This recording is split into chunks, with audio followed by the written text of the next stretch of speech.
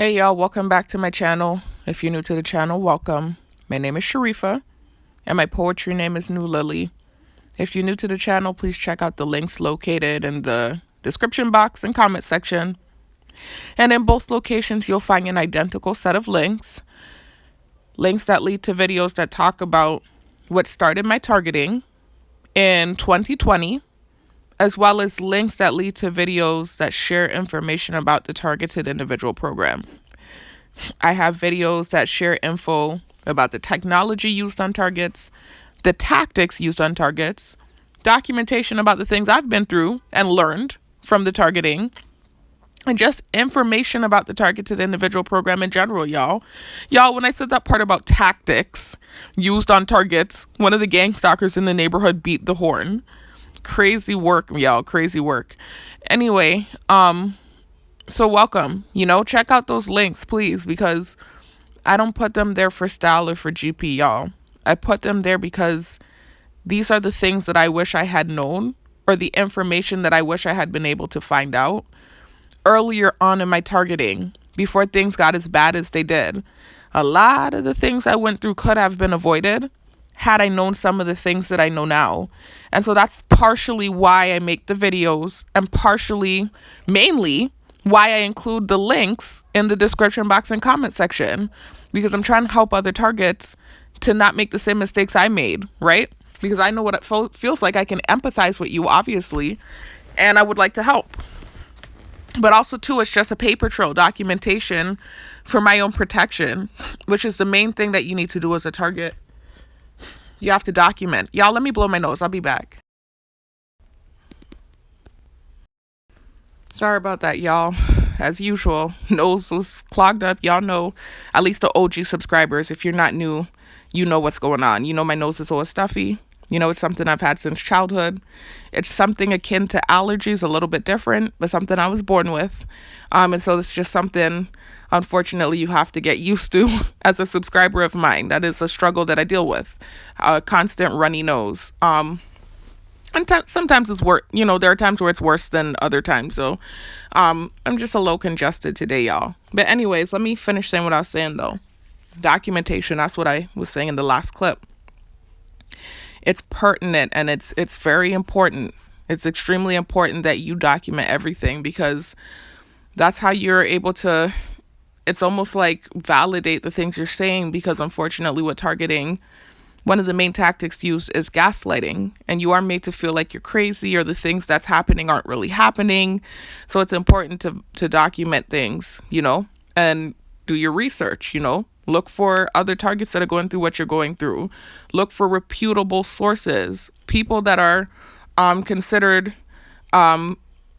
what's the word I'm looking for? Like I said, a reputable source. So people that are, oh my God, I'm having a brain blank, y'all.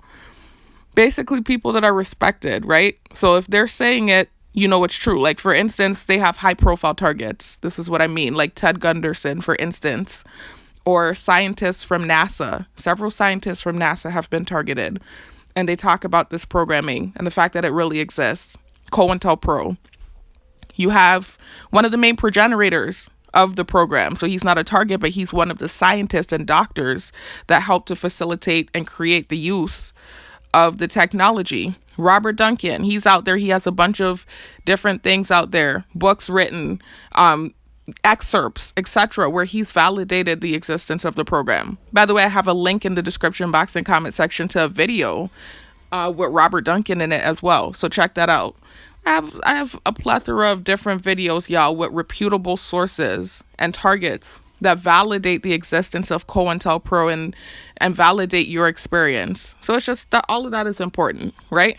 Anyway, so check out those links, y'all. You'll learn a lot of info on my channel. Anyway, getting to the main point of the video, y'all. This is just a continuation from the last video where I told you all something had happened with my second job. Well, really, technically it's my first job. It's the job I was working before I became a cadet, and before I started working the day job. So those last two videos, I was documenting some stuff that happened with the day job. Again, told y'all I'm not going to be making videos about that job. I can't. I can literally get arrested for making videos about that job. But it was just something that was happening. And then this incident that happened on Tuesday. And then when I left work, the gang stalking that took place, I felt like I had to just talk about real quickly what was going on. So I did that. Check out those 2 videos. Done with it. I'm not going to be making any more videos. Like I said, if anything, I'll just be keeping you updated on the process. I'm going through the process of being a cadet, trying to become a corrections officer. So I'll keep you updated on that. Regular life stuff and regular things as it pertains to that job. Not going to really talk about targeted individual stuff as it pertains to that job anymore, right?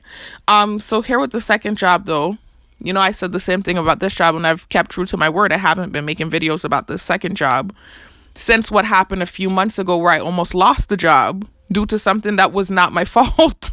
But here's something else again happened, something similar, and I had this reaction that I got gaslit about, and so this is why I want to document what took place and defend myself. So first, let me scroll back, y'all. For those of you that aren't familiar with the incident that occurred with I keep saying second job, my first job, the night security job that I do. Remember, I work as a night shift security guard. And the second job that I'm doing now during the daytime is that I'm a cadet in training to become a corrections officer. And remember, y'all, those last 2 videos I told you, I was just telling you some of the, I can't beat around the bush, gang stalking activity that was taking place with that job. And again, wasn't going to document videos about the job, but something happened that just I really had to talk about it. And so that's what those last 2 videos were about. And actually the part 1 video, I was also giving y'all a true career update and just telling you what my intention was with the new job. So check it out if you're interested and you just want to hear positive things, not necessarily just targeted individual stuff. I was telling y'all that I was planning, or that I am planning, if the Most High spares my life and if things work out, planning to obviously try to become a corrections officer and get through the process and really hang in there and hold on to that position that I fought for. And then I'm going to work that position for 5 to 6 years.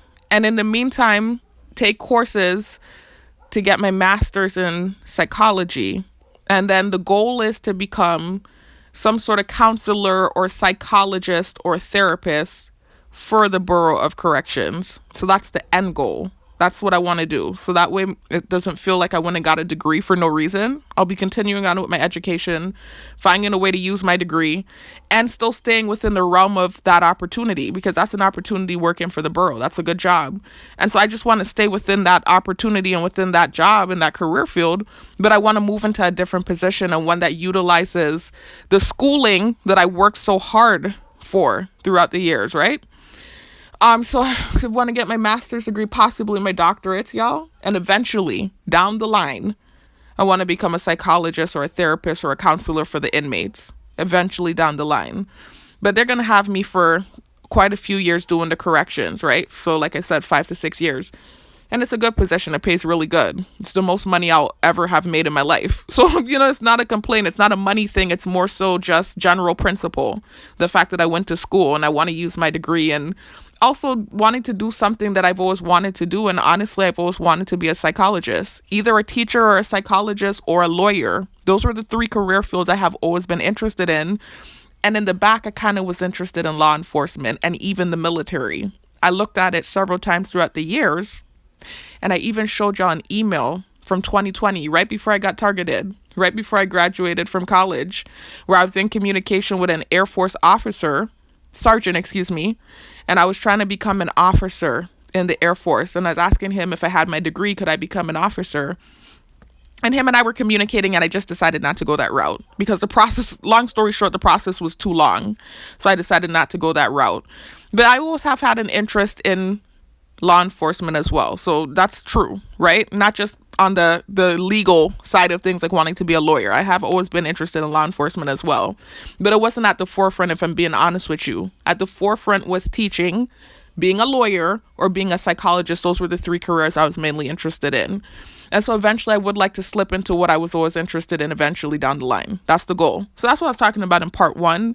And then I was also discussing some gang stalking activity that was taking place at the job.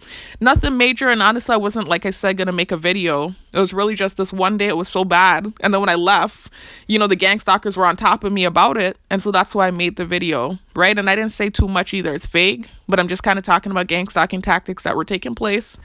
Nothing so intense that I couldn't get the job done, but still something that was going on, and I did talk about it in those last two videos. Anyway, y'all, so this video here now is about the night shift job where I would do security, right? Something else is happening, like, like I said at the end of the last video, with the day job, the stuff that's happening, it's like petty gang stalking stuff that just happens to most targets, right? When I get out the program, and I will get out, we'll have to really worry about those things as much.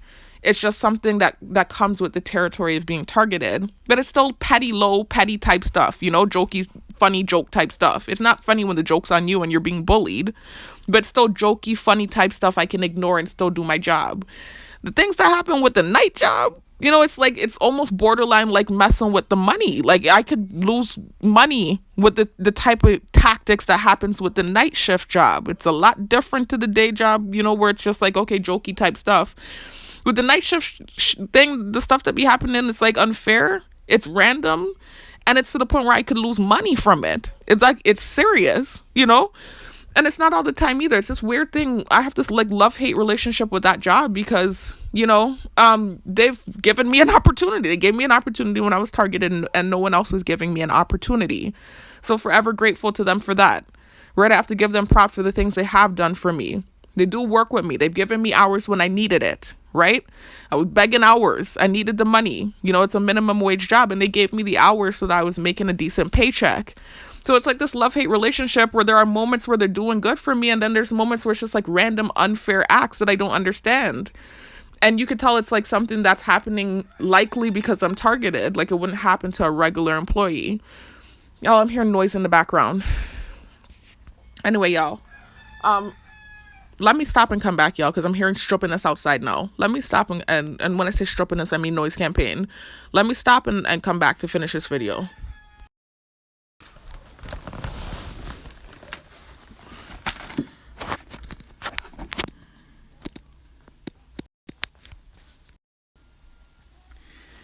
Hey, y'all. Back to finish the video now that I was making. Sorry that it took so long, y'all. I'm saying it took so long, but for you, you're not going to know how long it took. You're just going to see this video posted. But that last clip is from, what was it, Saturday or Friday? And today is now Monday. It's Monday night. But as y'all know, I'm working 2 jobs. And so, just exhausted, man. Working 2 full-time jobs. And I still make time to work out and push myself in the gym. And so, y'all, the wear and tear, like, my body looks good. Obviously, I've been working out, not to sound like I'm being, how they like to gaslight me with the targeting and say I'm a narcissist. I'm just proud of my gains. I've been working hard for a year at this point now.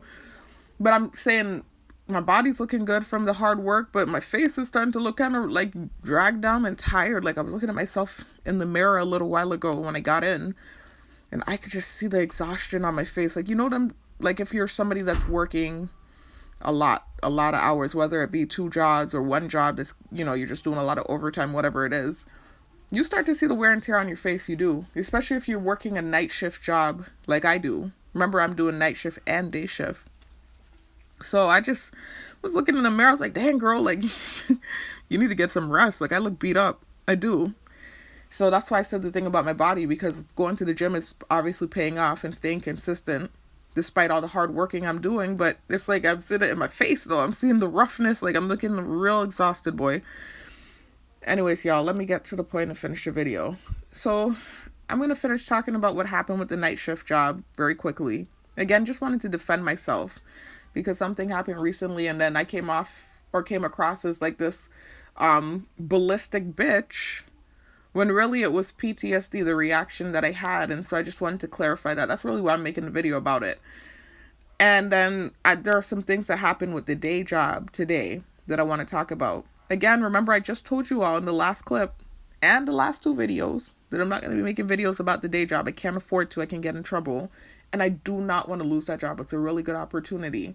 But something my coworker said today that I feel like was something that they took from the last 2 videos I made, and I think it was like a misconception. I think they misunderstood what I was saying, because something they were saying, 2 of my coworkers today, in what sounded like directed convo, I just feel like they took something from my last two videos the wrong way. And that happens often with my videos. Some of the things I say in my videos are taken the wrong way and misconstrued, and then more people are angry with me. And this happens all the time, y'all. Like, literally. It's just all the time. Anyway, so I just wanted to talk about that. And then I also wanted to talk about this awkward reaction I had with one of my coworkers today. And I want to explain why that happened. And actually, I'm awkward with all of them, to be honest with you. Like, it's so weird because I'm getting more comfortable. It's just awkward in general. I have to remind, I think, people that I have Asperger's. Look at the thumbnail, not the thumbnail, excuse me, the banner for my channel. You see it says Talk with Sharifa Living with Asperger's and ADD. I have a neurodivergent brain. So I'm not just saying this just to say it. I was literally diagnosed in childhood with ADD. I was never diagnosed with the Asperger's, but they thought something was wrong with me when I was younger. Not just the ADD thing. Like, they pulled my mom to the side and they thought something was going on with me at home because of some of the little quirky ways that I had. And later on down the line, from learning myself and doing research, I realized that I'm a woman that's living with Asperger's, is what I'm realizing. Y'all, hold on. Now, this is so irritating, y'all. When I came in from work, I was hoping my mom wouldn't be on the phone because I wanted to talk to her about this loan. I'm trying to get a car, right? She was on the phone for hours. As soon as I start making a video, do you know there's loud talking going on? There's loud talking going on outside now. Oh, God. Y'all, sorry about the cutoff, y'all. The abrupt cutoff. What happened is I cut off the end of the last clip because there was some noise campaign that took place that really interrupted the video. So I just cut off the end of the last clip. And so you didn't hear what I said at the end of the last clip, which was basically saying that I'll be back because of the noises. So you're just going to hear it abruptly end, and then you're going to hear this clip start. Anyway, so like I was saying, y'all, so I do have Asperger's. It wasn't ever professionally diagnosed, but later on down the line in life, and not just in my targeting, because for those of you that have been subscribed for a while, you've been watching my videos since I started making them at the end of 2022 when I learned that I'm targeted. Because remember, the targeting's been happening for 4 years, since 2020, but I didn't learn that I'm a target until the end of 2022, and that was when these YouTube videos started. Anyway, for those of you that are OG subscribers, or if you're new and you took the time to check out all of my videos, you'll have seen some of the content that I created from last year where I was talking about the fact that I realized I have Asperger's. Like, confirmed. I took all of the tests that they have out there that they give, the professional tests that these reputable testing sites and clinicians give to patients to find out if they have Asperger's. I took them live on camera, and I have Asperger's, but I started realizing in my early 20s that I had it. I even called my mom and I was telling her, Mommy, I think I have Asperger's. And the reason I was telling her was because, it's this weird thing with Asperger's where it is a mental disability, but not what one would think, right? Like, for instance, if you think about, like, for example, mental retardation, right? Or if you have some sort of learning disability, you would expect that person to have like a low IQ. That's the best way I can describe it. They say I'm a narcissist and they say all these different things, and it's not true. So I try to be careful about the things I say, but I don't know how to say what I'm saying without saying the facts. That's the weird thing about Asperger's. It's like you are socially inept, if that makes sense. So you're not good at socializing. You're almost as bad at socializing as someone that has a learning disability, but typically you have a high IQ. That's the best way I can describe it.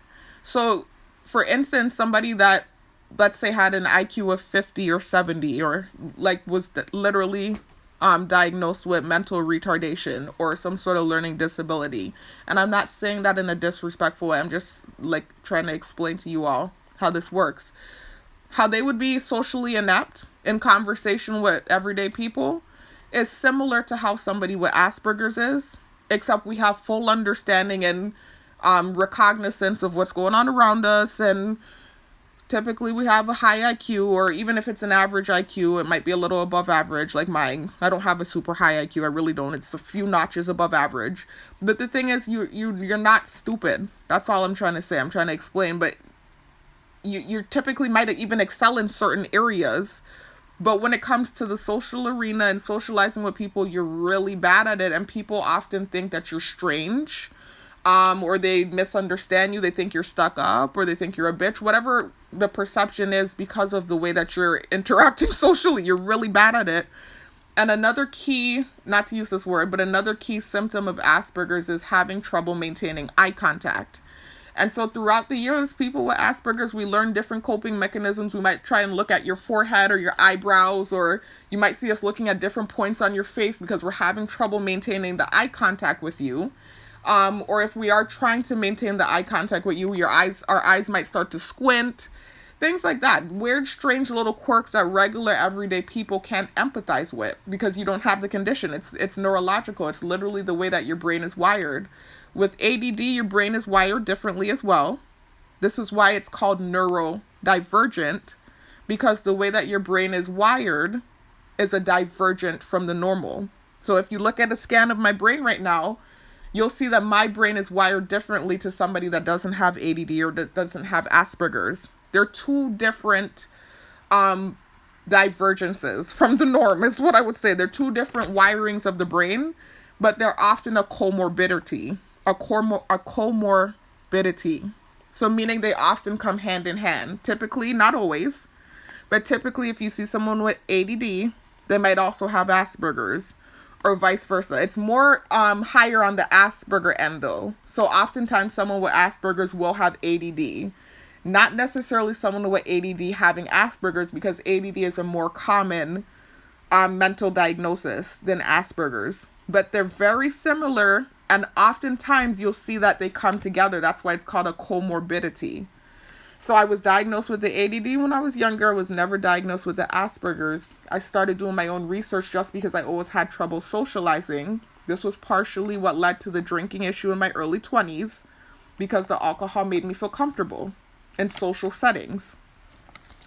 So anyways, as I got older, I started realizing something wasn't right, and not in a major way. Like, you know how they like to take the things I say and create weird stuff with it and paint these false narratives. I'm very normal, like your everyday person. It's just, as far as socializing goes, I realized like it shouldn't be this hard. Why is it this hard? And I started realizing, okay, so I'm different. That's why it's this hard. I started doing research and realizing, okay, Asperger's. And I thought about my uncle, and I have an uncle that has the same condition where he has trouble socializing with people and maintaining eye contact. And I just thought it was something that ran in my family, and it's just shyness. And then I realized, no, it's not. It's this. It's tied to this ADD thing. I'm like, okay, it makes sense. So anyways, throughout the years, I learned how to socialize, and I learned how to, little, like I said, tricks and quirks and whatever to get through social interactions with people. I've worked around people my whole life. So I learned to like center my eyes on like the middle of the person's forehead if the eye contact is getting too extreme for me, or whatever it is you have to do, right? To get through it. But understand, now I'm targeted. Now there are horrible false narratives going around about me. And now I'm being stared at by thousands, probably millions of people 24/7 like a freak show. So understand that I have regressed majorly when it comes to this social interaction thing. And for a good 2 years now, I haven't had close, one-on-one contact with anyone. Like, I've had these brief interactions, like when I go into the gym, I might have a brief interaction here or there, or my night shift security job. I don't really have to mess with anybody like that. Like, yeah, okay, every now and then I have to go into the office. But now I'm working a job where it's non-stop contact all day long for 8 hours straight. It's difficult. After coming from 2 years of kind of being a recluse and being targeted, and now I'm pushing myself out there and I'm doing it, and I'm grateful for the job. I'm not saying I can't do it. I'm doing it, and I'm doing a pretty good job, and it's getting better. I'm noticing my relationships are getting better with the people I'm working with. It's getting better. But I'm just trying to explain, when I have these moments where you see my eyes get that weird look, because I feel it happening from time to time, or where I'm getting awkward and uncomfortable in these social interactions. It's not that I'm weird. It's not that I'm strange. I have Asperger's, and I'm literally struggling every day to sit here and have this one-on-one contact with anybody that I'm sitting with. It's hard, especially as a target while I'm being stared at, but I'm doing it. So I just wanted to explain that, because even today I felt awkward. Like, my coworker was so helpful today with me. She was actually telling me about how I could get a car and teaching me about getting a car loan and just telling me different stuff, So it's just like, I'm so grateful. But I was struggling through that social interaction all day today, and not even just with her. It's like every person, remember what I told you on the last video, that as a cadet, I have to sit underneath and shadow my co-workers until I become an officer. So every day it's a struggle, like doing this contact, this nonstop social contact. It's just, especially when some of the co-workers have preconceived notions of who they think I am because of some of these videos, some of these false narratives, the offensive things I've said, the targeting. It's hard. I'm doing it, and I'm doing a good job, and it's getting better, but it is hard, man. I'm telling you. And when I have these awkward moments, I just feel like I want to scream. I have Asperger's. I'm sorry if I'm seeming kind of strange in the moment. This is just overwhelming for me, and I'm going to get back into the groove of things. Give me a minute. Like, sometimes I just need a minute, because I'm like, it seems like I might, just go off, right? Like, we'll be having a conversation, and then I might start, like, I'm staring off or something. It's a mix of ADD. That happens with people with ADD. Like, we can literally just go off randomly for no reason. You see us just start daydreaming. But it's also Asperger's, and me feeling uncomfortable and having a moment where it's almost like a meltdown, a mini meltdown, but you're not in they are in my head. They can hear my thoughts. That's the crazy part. That's what makes it more intense. They're actually hearing my thoughts in real time, y'all. That's the other torture with the whole thing, because my thoughts are being projected in real time. So I'm just trying to explain how difficult this is to me, and why I have these moments where I'm looking like I'm having an awkward moment. I have Asperger's, I have ADD, I'm targeted, I'm being stared at, and my thoughts are being projected. So that's what's going on. Anyway, so I did want to talk about that real briefly, y'all. But that's a mini little thing, a small thing in the grand scheme of things, because despite the awkwardness, like I said, things have been getting better, and my coworkers have been warming up to me, and they've been being more helpful. And actually, since I first started, they've been being helpful, even with the directed convo and things like that. But it's getting better. Anyway, what else I want to talk about? So yeah, y'all, it bothers me with the eye contact thing, though, because I can literally see, like, it's this weird thing. I don't know how they know, but, like, whenever I'm looking in the eyes of anyone, really, I've always had trouble with it. But over the years, I've learned, like I said, coping mechanisms, and that's a main symptom of Asperger's. Like, recently, I just feel like whenever I'm looking in their eyes, I feel like they can feel my awkwardness. Like, I feel like they can feel my discomfort, because then I see them get uncomfortable. But they play it off, and I'm like, do my eyes look weird when I'm looking at them in the eyes or something? Like, can they see the discomfort that I'm feeling? I don't know. I'd just be wondering. Anyway, the next thing that I want to talk, I think it might get more awkward now that I talked about it. Like, now they're going to probably be paying attention to how I'm reacting when I look at them in the eyes. It's like a catch-22. But I feel like if I didn't talk about it, then it would just be this thing, like, why does she always get awkward when she's, I don't know. I just felt like I wanted to talk about it, y'all. I just wanted to talk about it. It makes me feel better when I'm having issues when I talk about it. The next thing,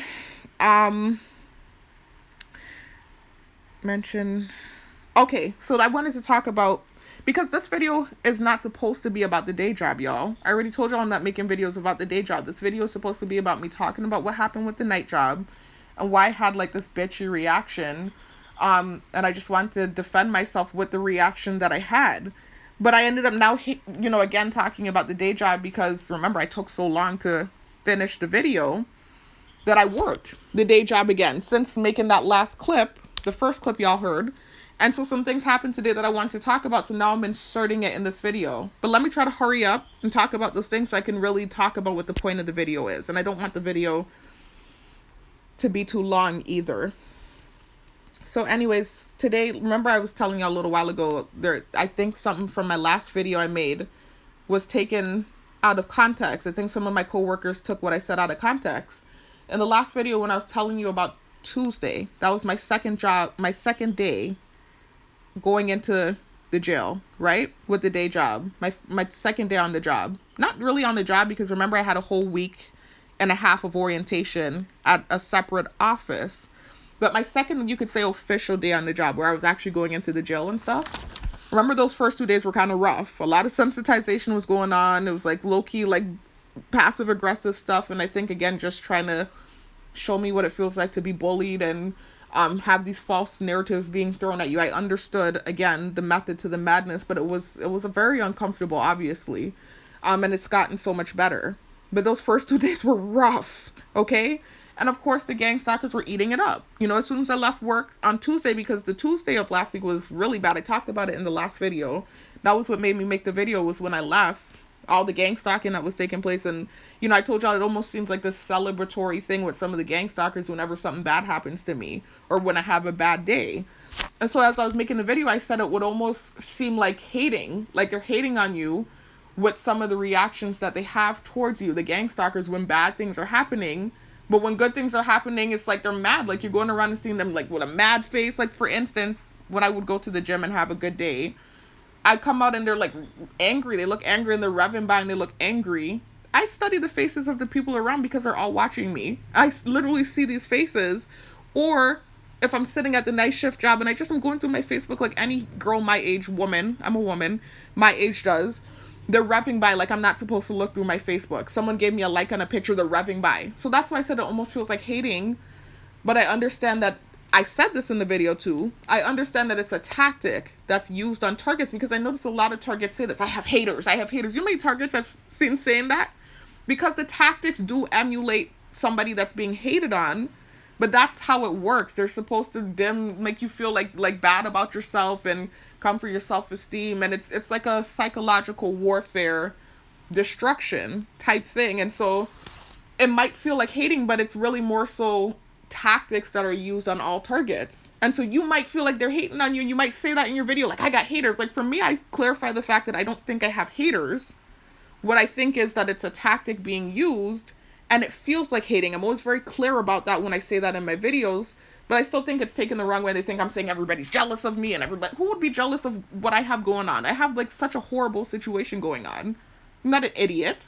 I don't think anybody's jealous of me. But I do feel like they think I'm this cocky narcissistic thing. And they have, some of them, I think, like this deep-seated like urge to tear me down to my knees. It's just a weird thing with some of them. Anyway, so I don't feel like I'm being hated on, though. No, I don't. I don't feel like that at all. And I damn sure wasn't talking about my coworkers either in that video. I was literally, and I said it in the video too, I was talking about the gang stalkers, because literally as soon as I left work, they were going ham with the stuff they were doing because of the bad day that I had on Tuesday, the embarrassing day I had at work on Tuesday. And so that's why I said it almost feels like hating, like they'd be celebrating when something bad happens. But when it's good things, something as simple as me looking at a picture that got likes on Facebook, they're revving back. Like, that literally happened to me last week when I was at work. I was looking at my Facebook and someone gave me a like and they started revving by on the road. So that's why I said it feels like hating sometimes. But again, I understand it's tactics that they use with the targeting. But I wasn't talking about my coworkers. Not at all. I'm not, what idiot would do that? You go into a job to work with people, you're already not really the most liked person in the world. You're targeted. Why would I set my stupid ass on a video and then say my coworkers are jealous of me? First of all, they have everything going for themselves. They're not targeted. I'm just getting on my feet. I would never say that. I was saying that it feels like hating, and I wasn't talking about them. I was talking about the gang stalkers when I left work, what they were doing when I had the bad day that I had. And then I even further explained in the video what I meant. But the reason I feel like they took it the wrong way, I could be wrong and I could be making assumptions, was because this morning, two of my coworkers, they were talking about some stuff. I don't want to go into too much details. I guess I can't talk about certain things. And so they're saying, yeah, some people, you know, I can't really go too much, but they're saying like they're just jealous. You know, everything they have is bought. They didn't even pay for it themselves. And they're jealous and they just want everything you have because you have everything. And I saw what my coworker, when the one over there said that, the one that I was sitting next to kind of rubbed her nose down, the rub nose thing they do. So I realized maybe they're saying the jealous thing because what I said in my video about, you know, feeling like hating. And so that's what, maybe that's what they mean, you know. She said, that's what she said. She said they'll say that that's what she said. I got it together now. That's what she said. She said they'll say that you're jealous of them. She said they'll say that you're jealous of them, but really they don't have anything. They think that you're jealous of them and they don't have anything, and they're coming begging for stuff, the stuff that you have, and everything they have, they didn't even pay for. That's what she said. And then the coworker that was sitting next to me rubbed her nose down. And so that was what made me realize, okay, I think they took what I said in that last video the wrong way. And I think they thought that I was saying that they were jealous of me, which definitely not. First of all, a lot of them are older than me and like my elders. And so I would respect them. Like, they're not elders as in to say elderly, not at all. But enough years on me to where I wouldn't say that you're jealous of me or even looking at me in that way. You're way more established than me. You do have way more than me. But the thing is, I do have, if she was talking about me, because I don't want to be disrespectful, and then next thing you know, I'm saying stuff that's not true. I keep putting my foot in my mouth and making assumptions. But it was the way she said it, and then this coworker rubbing her nose down when she said it. Everything that I have, I've paid for. Everything in that room that I have, I've paid for. I work hard for everything that I have. That's one thing. I might not have a lot right now because I'm targeted. But everything that I own, I've paid for. That's one thing about me. Every little rag in there, every little piece of clothes, I paid for it. The 2 cars I got in the car accidents with before I left Ireland, I paid off in full. I worked hard the same way I'm working now. I worked 2 jobs, I paid it in full. So everything I have, I pay for. I pay for my own groceries. I pay rent. Everything I have, I pay for. And I would never, ever say that my coworkers are jealous of me. That's just not something I'm going to do or say. I just would never do that. That's just, I would have to be stupid beyond stupid. I wasn't talking about them. They have everything. I don't have much, and I am begging right now. I'm glad I have a job. I'm glad I was given an opportunity. I'm trying to keep my head low, make money, and get back on my feet. That's what I'm trying to do. But I don't feel like they're jealous of me. No, that's not what I meant in that video. I wasn't even calling the gang stalkers who were acting obnoxious when I left work jealous. I was saying that the things they do and the tactics they use emulates hating. Similar to how the program emulates schizophrenia, where they're hearing your thoughts, and sometimes some targets, I don't deal with this, thank the Most High. Some targets are dealing with V2K, where they're putting voices in their head and stuff. The tactics that are used, and then it's not validated. Like, you're saying people are following me and this and that is happening, and you tell somebody and they say, are you crazy? Nobody's following you. Why would anybody follow you? That emulates schizophrenia, but it's not schizophrenia. Same way how some of these tactics emulate hating, but it's not hating. That's what I meant. Anyway, moving on to the next thing. The next thing I wanted to talk about, the Brett thing, y'all. That's the main, listen, that is the main tactic they've been using on me in there. Even now that they're acting nicer, right? Because even when we first started and it was real bad, those first 2 days, they were still working with me and teaching me the job, you know. It's just that it's getting better now. The more I'm around them, I think they're seeing I'm not that bad, right? But I think there's still that annoyance with me, right? Because of whatever things I've said in my videos that might have been offensive to them. A lot of the tactics are weaning off, the sensitization, but the main one I noticed that's staying consistent-ish is the breath thing, where they're like doing the pinch nose thing, but they don't just do it like sometimes on a whim to like pretend like my breath stinks. Sometimes they'll do it like earlier when something's said that's sensitization. Like early, sorry, the fridge started going off. Like earlier when they were talking about that jealous thing, like that was when it was used as well, right? So that's a constant thing that's still being done. And although I'm more than certain that it's trolling, I still, just because of my own insecurity and the stupidness, I put my foot in my mouth in my videos, like I told you on the last video, and talked about the fact that in my full story, I was talking about the fact that I always had a fear of having halitosis, and because I always had a stuffy nose, I was always fearful, and my friends and my sister used to tease me in high school. I said everything that was a weakness of mine in these damn videos, like a dum-dum. So I want to prove that my breath doesn't stink. Like, even though if it's obvious that it's trolling, I want to prove it. First of all, they're watching me in this house, right? I'm being watched 24/7. They see how I'm scrubbing my mouth. I scrub my teeth and my tongue so well. I scrub my tongue to the point where there's no white on my tongue. You know how you see some people's tongue and you see, no disrespect to anybody that has that going on. A lot of people actually have this going on. You see the tongue, there's white stuff. I am scrubbing my tongue so good. It's nothing but pink. The whole tongue is pink. Like when you're using a tongue scraper. And actually I had one in the past. I used to use a tongue scraper. That's how anal I was about my breath. But I haven't gotten it recently. I will purchase another one. I'm scrubbing my tongue so well. It's pink, no white. I'm flossing my teeth. I'm using mouthwash that has peroxide in it. I don't use fluoride because the fluoride, several things, you could do your research about this. It's not a big deal if you don't, subscribe to this. I'm not just saying fictitious things. So this is backed up with science and evidence. The fluoride can actually cause damage to the teeth. But the main thing and the main reason why I don't use fluoride is because it enters the bloodstream and it goes up to your brain and it calcifies the pineal gland. And I learned that years ago from being into natural health and stuff. So I don't use the fluoride. I don't use the deodorant that has the aluminum in it because that also is really bad for you. It causes blocks in your lymph ducts, the aluminum. It causes blockages in your lymph ducts and it can attribute to cancer. They've done research and learned that the aluminum in some of these deodorants attributes to breast cancer. So I only use the deodorant that doesn't have the aluminum in it. And I brush my teeth and I wash my mouth out with toothpaste and mouthwash that doesn't have fluoride in it. And so the mouthwash I'm using is a top seller. It's by Dr. Bronner's, and he uses peroxide in his mouthwash. Oxygen kills all diseases and all bacteria. Better than any other thing. Better than alcohol. Better than anything. Because the thing about alcohol, it does kill bacteria. It does do that. You can give it credit, right? So the Listerine, they're up one with that. It does kill bacteria. But it also dries the mouth out. And another cause for bad breath is dry mouth. Like if you're sitting in the office all day long and you're not drinking water, right? And you're talking all day long, even if you're talking or if your mouth was closed, let's say you were sitting in the office all day and you weren't talking to anybody, and someone comes to talk to you and your mouth dry, that can cause bark breath too, right? I've smelled that enough times. I've worked a lot of office jobs and I know that smell too. Dry mouth, bad breath. So there are different types of bad breath out there. And the alcohol in Listerine dries the mouth out. So it might smell fresh in the moment. It's kind of like coffee. Like you take a shot of coffee and get that energy right away. And then later on comes the crash, where you crash. It's similar to Listerine, where you wash your mouth out with the Listerine and you get that nice fresh breath for a couple minutes.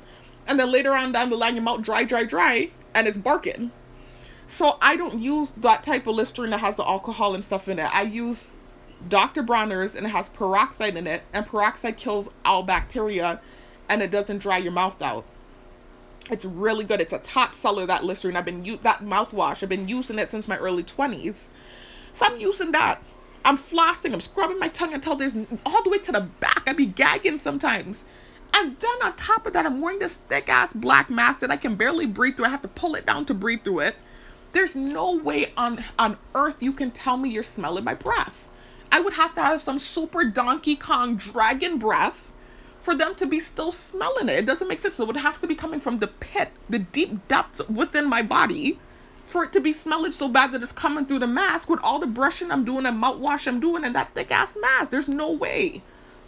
So anyways, to prove a point though, I'm pretty sure again it's just another one of these tactics, and again trying to hear the ambulance going off. To prove a point though, I'm going to order a breath tester, a breath odor tester. Years ago when I was in my early 20s, I was watching Good Morning America, and I saw this episode where they had this doctor come on, and he was talking about the fact that there are a lot of people that have halitosis and they don't realize that they have it. So the funny thing is, I'm one of these paranoid people, like I'm so, paranoid, but there are people walking around totally clueless. They don't give a shit. They're talking in everybody's face and their breath is barking, and I've met several people like that in life. They came on this Good Morning America to show that they had this product. It's a breath tester that exists, and it's actually legit. That's why they had it on Good Morning America. So several of the hosts came up to test their breath. And I remember this one lady, her breath apparently was bad. She blew into the thing.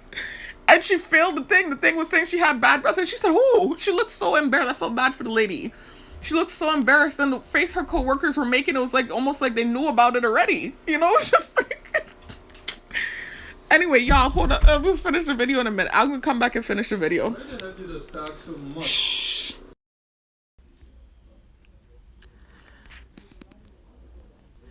Alright, y'all, I'm back to finish this video. Finally, right? It's been days, y'all, since the last clip, just so you know. Just busy. Y'all know I'm working the 2 jobs. Still somehow fitting in sessions at the gym, etc. So it's just been really hectic, y'all. That's why it's taking me days to complete videos. You know, before when I had time on my hands, I was pumping out sometimes 2-3 videos in one day. Now it's taking me days just to complete one video. And also too, as I mentioned, y'all, it's not like really something I'm trying to do consistently. So it's also just lack of motivation. Like I want to make these videos, and you know, there are things I like to talk about and refute, etc. But at the same time, it's just like, you know, trying to stay out of problems. And, you know, it's kind of redundant, the videos, because oftentimes I'm knocking down things I've already knocked down or things I don't need to knock down. But still, I want to continue the video, because the main point of the video, again, getting back to the main point, was me talking about what happened with the night shift job and why I had the ballistic, what would seem like explosion that I had, kind of defending myself because I did get a little bit of gaslighting for that. But I went off, it wasn't really a tangent. I wouldn't say it was a tangent that I went off on, but I did start to share some incidents that occurred with the day job because as usual, like I was just mentioning, I made this video over the course of, you could say almost 2 weeks, a few days, maybe a week and a half. It's spread out of me making this video and making different parts. And so, of course, more things happened that I wanted to add into the video. So even though the video is about that one thing, me talking about what caused the explosive reaction with the night job, there are other things that have taken place now since I started the video that I wanted to add into the video. And that's what led to me talking about some of the things I was talking about in the prior clips. I'm going to get back to where I was at in the last clip. I know where I ended off, where I was talking about the breath thing, right? The breath sensitization and the false narrative. And I was telling y'all about the halometer. That's what it's called. And I looked it up because I actually ordered one, y'all. It's called a halometer, right? So it's a machine or equipment that measures and tests for bad breath, because I want to prove that I don't have bad breath. Even though I know it's trolling and it's obvious, similar to a lot of the other sensitization that they use on me, that's humiliating. Like, that's for sure a narrative I want to knock down very quickly. I did look into it, right? And that's what I was talking about in the last clip. How years ago I saw in Good Morning America, they brought a halometer to Good Morning America, and I was telling y'all about that lady that had the bad breath. And apparently she didn't know about it. And she took the test and she failed it. It's not funny. I don't mean to laugh at her, because I can empathize, even though I don't truly, I'm certain. And I'm going to tell you why. I talked about it in the last clip, but I'm going to go in further now in this clip. Certain I don't have bad breath. I still know what it's like to have that narrative being spun and to be bullied about something like that. So for her to genuinely have bad breath and not have known, and then take this test on live TV, I know what that feels like with all these people watching me and this false narrative spinning. It's kind of equivalent. But for her to have taken that live test on Good Morning America, and all these people say she had bad breath, and then you can look at some of her coworkers' faces and you can see it seemed like something they knew about. I'm sure when she watched it back, she was probably humiliated. I'm sure she took care of the problem, right? Probably went straight to the dentist after that. But I can empathize with her in that way. I can understand how, something like that would be humiliating. So I'm not trying to sit here laughing at her. But just the whole scenario, you have to admit it was kind of funny. It's just like, oh boy, it's just your worst nightmare happening.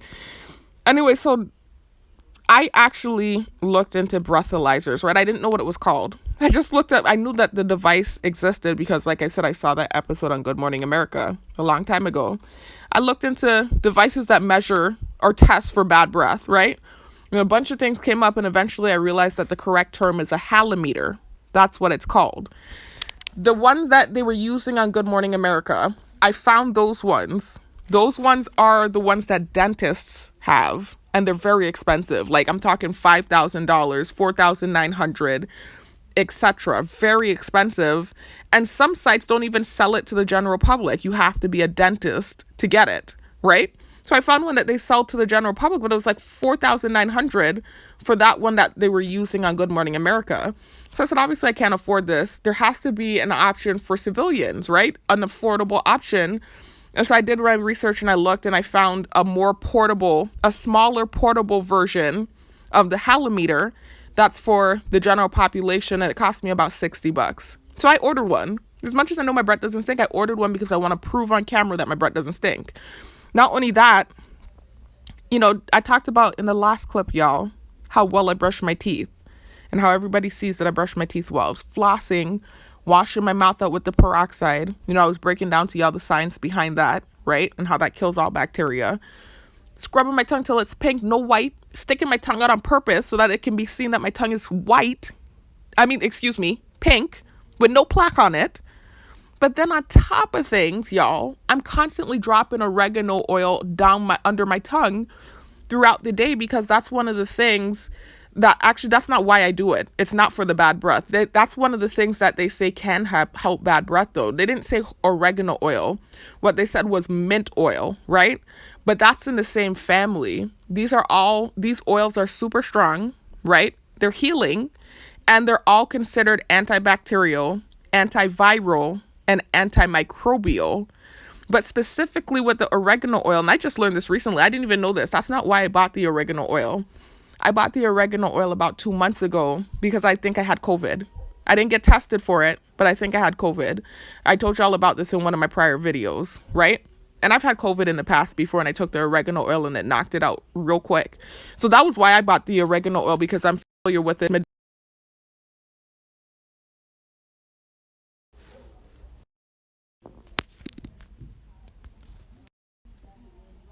Sorry about that, y'all. My supervisor started calling, and so as y'all saw, the video got cut off because of that. Well, it didn't get cut off, but you know, whenever somebody starts calling, the volume stops, and I just ended the video. But like I was saying, y'all, with the oregano oil, the reason I bought it was a couple months ago. I suspect I had COVID. Didn't get tested for it, but I'm pretty sure that's what it was. And I know because I've had it before where I actually got tested for it in 2022, and the symptoms were the same. And similar to what I did in 2022, I bought oregano oil to knock it out. And literally, I kid you not, the thing was out in 3 days. That thing was out of my body. But the oregano oil, I've shown this in one of my prior videos. I don't remember which one. There are studies out there, you can look it up yourself, that has shown that oregano oil is more effective at killing bacteria than antibiotics. It's that strong and that powerful. So this is scientifically proven. It's backed by science. And so one of the things they said that it can also do is kill bad breath bacteria. Because typically when you're having bad breath, there are 3 causes, 3 types of bacteria. I forgot the name of those bacteria. I could look it up and show you. But it's either coming from your teeth, so like you have a cavity or some sort of gingivitis. It's coming from back by your tonsil area, so you have some sort of bacteria by your tonsils. Or I forgot what the third one is, but there are 3 main bacteria in the mouth that cause halitosis, right? And then I think the third one is more so like internal, something going on with you internally. Anyways, with the oregano oil, it would kill all of that bacteria. So even if you are somebody that truly is suffering with halitosis, the way that I put oregano oil under my tongue throughout the day, and I try not to do it too much because there is such a thing as too much of a good thing. And you can overdo it with oregano oil, you know, because it is so powerful and it's such a strong antibacterial, antimicrobial, etc. It can have some sort of adverse effect if you overdo it, right? So anyways, I do it throughout the day though, because typically, like I said, I'm really exhausted. I work 2 jobs, and sometimes it feels like the strain and the pressure of working the 2 jobs might raise the blood pressure. Like I feel symptoms of high blood pressure, like that might be happening from all the stress. And so sometimes I'll put the oregano under my tongue, the oregano oil, to help open up my blood vessels, because it's good for the cardiovascular system as well. It's good for blood flow, and it's good for circulation. And so it helps with high blood pressure, etc. It helps with so many different things. And so that's why I take it, you know, just put it underneath my tongue to help me feel better whenever I feel like, pressure, or like I'm feeling kind of stressed out or whatever. I'll put a little bit under my tongue, and it always helps. It works like a charm. But me doing that would be killing any bacteria if there were any left from all the scrubbing and the peroxide mouthwash and stuff that I do in the morning. If there were anything left back, there's no way it could survive with that strong ass oil going underneath my tongue. So it's just, it's clearly a false narrative. But again, I think this is why they call me slow too, because some of the things that they use on me, it's like obviously just sensitization, etc. But who wants to walk around with that possibly being a thing? Like I just want to hardcore definitively prove that it's a false narrative. And so that's why I ordered the halometer, to prove my point. So I ordered the halometer, and I am going to take a live breath test, right? I'm planning to get a laptop too, y'all. Remember, I'm supposed to be trying to enroll in classes, master classes. That's also one of the corrections I wanted to make. I was telling y'all that I was trying to become a psychologist, right?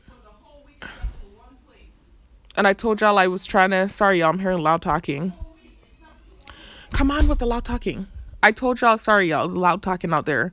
I told y'all that I'm becoming a corrections officer. That's what I'm in training for. I'm a cadet. And I'm planning to do that for a few years well. But in the meantime, while I'm doing that, I'm planning to take online courses, master or doctorate level, I'm not sure yet, to become either what I told you all was I was trying to get my degree in psychology, but that's what I wanted to correct. It's either going to be psychology or social work, one or the other. But it's going to lead to the same path of me eventually becoming either a counselor, a therapist, or a psychologist for the prison. That's what I want to do, work with inmates anyone really, any demographic, any population that has mental health. But since I'm underneath the burr and I have this opportunity, I figured that I would try to utilize that opportunity and do it underneath that realm and under that umbrella. And plus, I feel like those people need help more than anyone else, right? That's really, you really need to do rehabilitation, etc. So that's where I could be used and needed, right?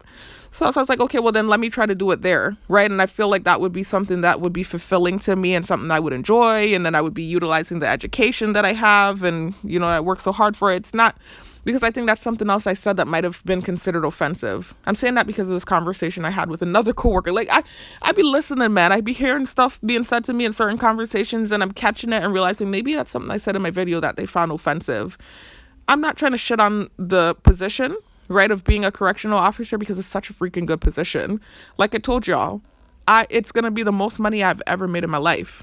I'm going to be getting paid more than I was as a teacher, right? So there are different career paths you can take, and you don't always have to do school to be successful. And just because you didn't do school or just because you didn't get a degree doesn't mean that you're not smart or that you're uneducated or that you're a dummy. It doesn't mean that at all. It just means that you used your brain to find a different career path that was beneficial to you, right? But for me, the path I chose to take was school, and I worked my ass off. So the fact that I did take that path and I did all that hard work, I don't want it to go to waste. That's all. And then also too, like I said, I always wanted to be either a psychologist, a lawyer, or a teacher. Law enforcement was on the list as well, but it wasn't at the top. I'm not gonna lie, I'm not a liar, right? It was not at the top. So I want to do one of those things that I always wanted to do, and that's all it is. I'm not trying to shit on the correction officer position because it's such a good position, and not just anyone can do it either. It's hard doing that physical. That physical is freaking hard, man. If you were able to pass that physical, you should feel good about yourself. That thing is, I'm in shape, and I struggled this morning. I took the PT test this morning for the thing. I struggled this morning, and I'm in shape. So anyway,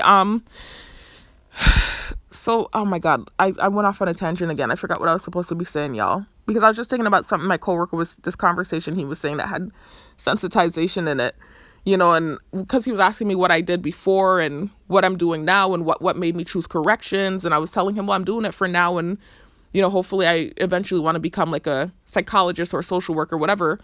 And so then he started telling me, you know, I'm not going to repeat what he was saying, but just some of the stuff he was saying, it made me feel like maybe some of the things I said seemed offensive or was, again, taken the wrong way. Anyway, so I corrected that. I talked about the halometer and the fact that I ordered one. So I will be taking, oh, that's what made me go off on the tangent, because I was telling y'all I'm planning to buy a laptop too. So that hopefully maybe that next video I make where I do the live breath test can be with me on camera, right? Because I'll have a laptop at that point. That's why I went off on the tangent and started talking about the master classes and whatever. The next thing I want to clarify before I continue the video, when I was talking about the Asperger's and the ADD in the last clip, not the last clip, in one of the earlier clips, I said the wrong thing. I was saying that it's a comorbidity, right? Sorry, y'all, I'm hearing Ref Campaign in the background. This is why I'm getting flustered. Not flustered, but this is why I'm stammering over my words. You know, I'm speaking of ADD. I already have ADD as it is. Anyway, like I was telling y'all, it's a comorbidity, right? So oftentimes those two mental divergences occur together, right? What I said in the prior clips was that it's more common to have Asperger's and ADD than it is to have ADD and Asperger's, although both often occur together. So even if you're somebody that has ADD, you still could likely have Asperger's. I was saying you're more likely as someone with Asperger's to have ADD than you are as someone with ADD to have Asperger's. And that was I misspoke. I said the wrong thing. And I realized that because I was watching 2 of my videos from last year that I made about Asperger's, and I was looking at some of the statistics that I shared in those videos, and I realized that I misspoke. So let me go real quickly over to YouTube so you can check out those videos if you're interested. Hold on.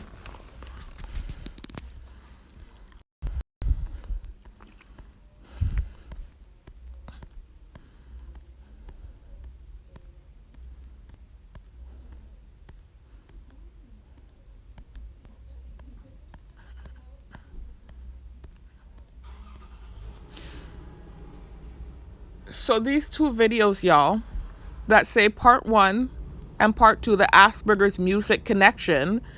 If you want to check out those videos, you can, if you're interested in hearing about Asperger's and how it correlates with my music and my experience with it. You can check out those videos, but also I share statistics in those videos, information about demographics and the correlation between ADD and Asperger's. And so I was listening to these videos back today, I made it a year ago, and I realized I had said the wrong thing in those earlier clips for this video. It's more common for you to have ADD and Asperger's than for you to have Asperger's and ADD, but both are almost equivalent, right? It's just a common comorbidity. Like I said, they oftentimes occur together simultaneously, and they balance each other out too. But the true statistics is that 2/3 of people with ADD also have Asperger's, and then 50% of people with Asperger's also have ADD. So it's a higher percentage of people with ADD that also have Asperger's than people with Asperger's having ADD, but it's so close. So we know definitively that I have ADD. I told you all I was diagnosed in childhood. So that means that I'm likely a part of those 2/3 that has Asperger's as well. I took a live Asperger's test, right? The test that those clinicians give to diagnose Asperger's. I took it on camera and I answered very honestly. I answered candidly in these videos. You can say I passed with flying colors. I have Asperger's, y'all. So check these videos out. And it explains a lot too why I'm so awkward and struggle with socializing, etc. But of course, it's much worse now that I'm targeted. Even if I were the most social, person in the world, I would likely still be acting awkward because of the targeting. So you can imagine what it's like if you're somebody that's reserved with Asperger's and you're being targeted and stared at by all these people and bullied. You can imagine that I act very awkward. So anyways, going up now though, y'all.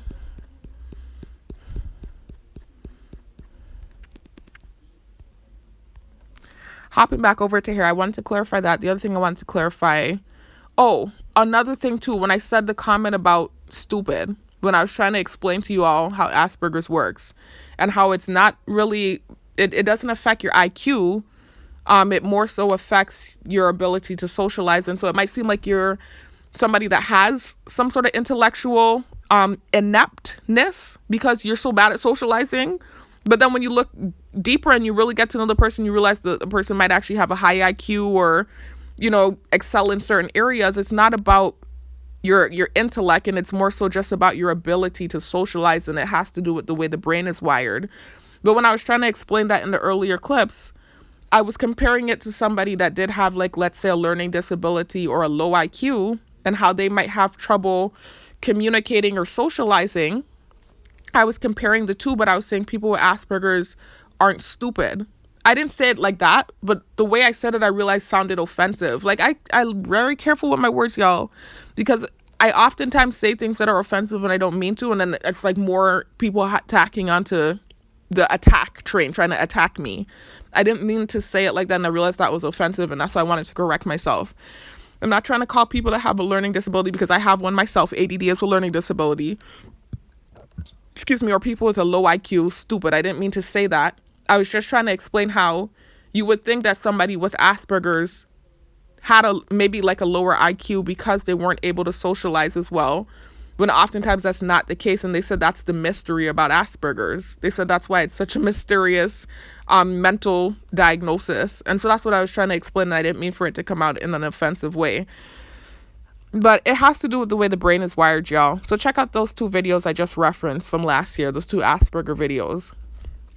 With ADD, what it is your prefrontal cortex. It's not that it's underdeveloped, but what's going on is that there's connectivity issues with the neurons in the prefrontal cortex with ADD. And so those connectivity issues, it affects the processing speed of your brain, and it affects your ability to pay attention to things. So it's either going to be one extreme or the other. It's either something you're not interested in and you just cannot focus, or it's something that you hyper focus on and maybe obsess over. That's how it works. And that's why we're, when we do get into something that we like, we're really good at it because we become obsessive about it. But there might be areas where we struggle because we can't get with it, if that makes sense. but it also affects your processing speed. So it has, again, nothing to do with intellect. Your brain is moving slow, but not in the figurative way where you call somebody slow because maybe they have a low IQ or some sort of mental disability, learning disability. It's slow in the sense of processing speed, like the way you process information. It's literally like your brain is in sleep mode. I have another video I posted. I'm not about to go to it. Y'all can check out my videos where I had a doctor who has ADD describe how it works. So we are slow, but in the literal sense where our brain is moving slow, like we process things slowly. But then when we do actually process that thing, we might actually understand it and grasp it more than someone else because our brain really takes time to process all information. But it's in sleep mode. So our brain moves slow, and so it might take us longer to grasp things, but then when we grasp it, we're really good at it. And so it's processing speed. Everything's moving in slow motion.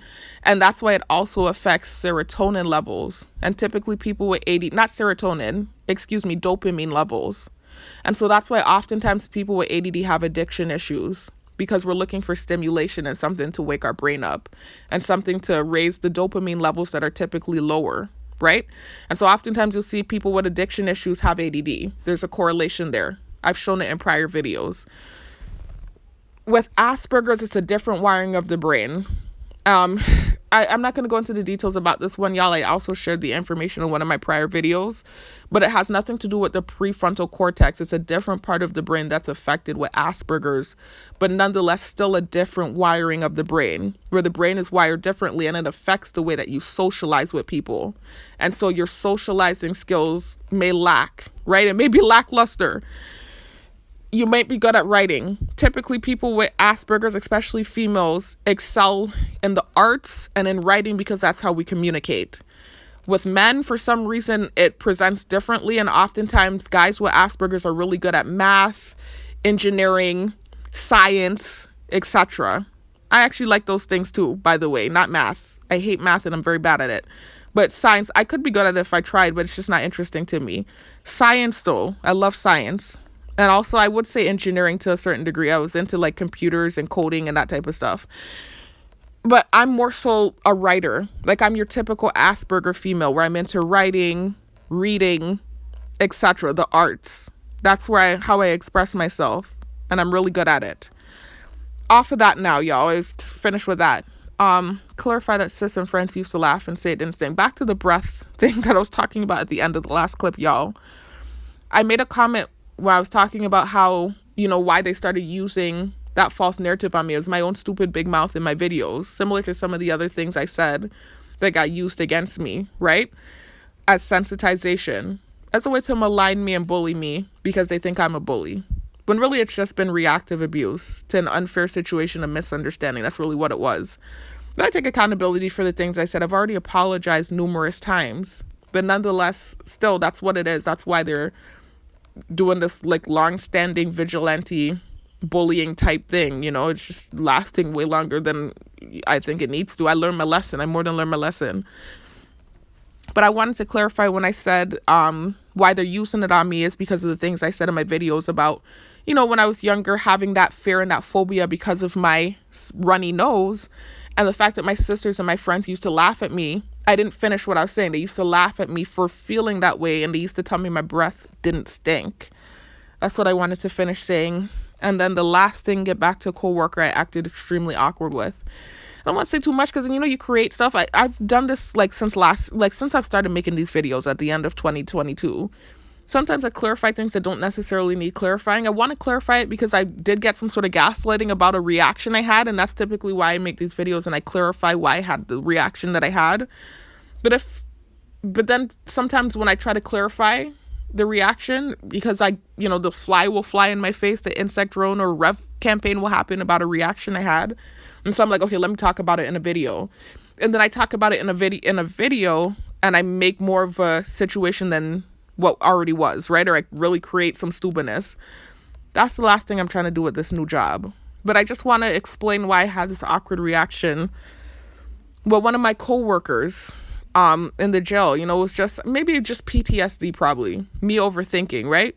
It could be that because of them throwing this narrative about me being a home wrecker for 2 years straight at this point, because what I said about the cyberstalking, cyberbullying situation.